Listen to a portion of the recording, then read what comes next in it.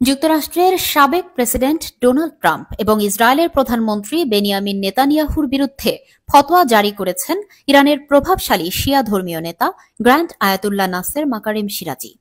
সোমবার এনডিটিভির এক প্রতিবেদনে এ তথ্য উঠে আসে।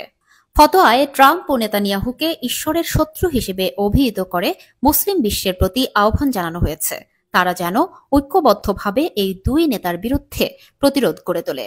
মাকারিম সিরাজি বলেন, যে কেউ ইসলামের নেতা বা শীর্ষ ধর্মীয় ব্যক্তিত্বকে হুমকি দেয় সে সৃষ্টিকর্তার বিরুদ্ধে যুদ্ধে লিপ্ত বলেই বিবেচিত হবে।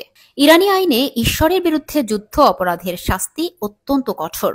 মৃত্যুদণ্ড, অঙ্কচ্ছেদ, শুলবিদ্ধকরণ বা নির্বাসনের বিধান রয়েছে।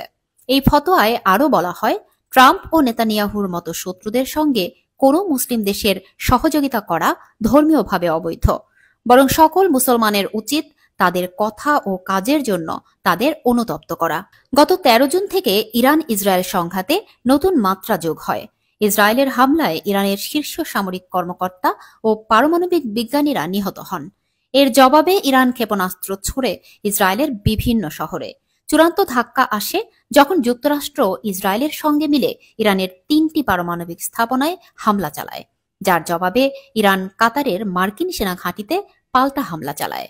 ইরানের ফতোয়া ধর্মীয় দিক নির্দেশনা হিসেবে বিবেচিত হয়, যা সরকারের নীতিতেও প্রভাব ফেলে।